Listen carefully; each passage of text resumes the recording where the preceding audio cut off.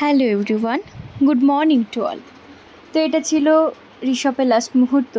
তারপরে আমরা বেরিয়ে পড়েছিলাম আমাদের নেক্সট ডেস্টিনেশন দাওয়াই পানির দিকে। তো যাওয়ার পথে রাস্তাটা খুবই খারাপ ছিল। তার মাঝে আমরা কালিম্পংয়ে, ডেলোতে ঘুরে নিয়েছি, কিন্তু সেগুলোর ভিডিও ক্লিপ আর করে নেওয়া হয়নি। লামাহাটা থেকে যখন বেরিয়েছিলাম, কাঞ্চনজঙ্ঘাটা যে এতটা সুন্দর ছিল যে ক্যামেরা বন্দি ছাড়া আর উপায় পেলাম না। তাই হেঁটে হেঁটে আমরা আরও সুন্দর সুন্দর দৃশ্য দেখার জন্য বেরিয়ে পড়েছিলাম।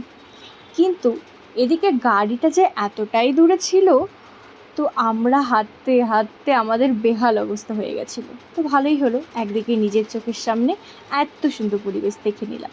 তারপরে আমরা পৌঁছে গেছিলাম আমাদের নেক্সট যেটা হোমস্টে ছিল, রিজেস অ্যান্ড বিয়ন্ড, সেখানে।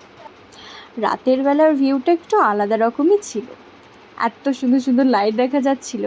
আর এটা ছিল দার্জিলিং।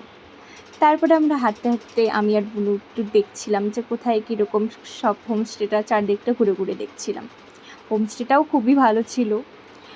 তারপরে সকালে উঠে আমি জানলা দিয়ে দেখার চেষ্টা করছিলাম বাইরেটা কেমন। তখনও কাঞ্চনজঙ্ঘা আবছা আবছা ছিল, তাই ভাবলাম একটু পরে বেরোই। তারপরে একটু পরে দরজা খুলে একটু বাইরে বেরিয়েছি।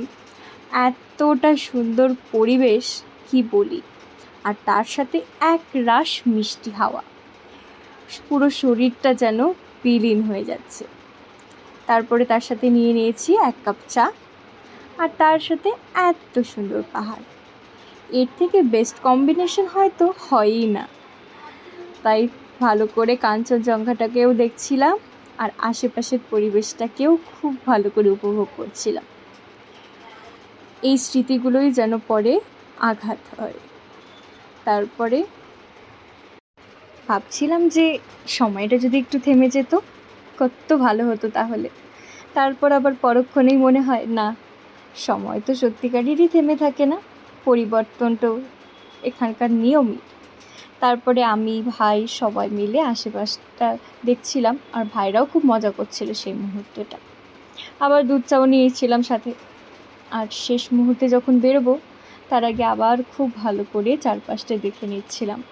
আবার দেখছিলাম কাঞ্চনজঙ্ঘাকে, তার সাথে সেই সুন্দর সুন্দর ঘরগুলোকে।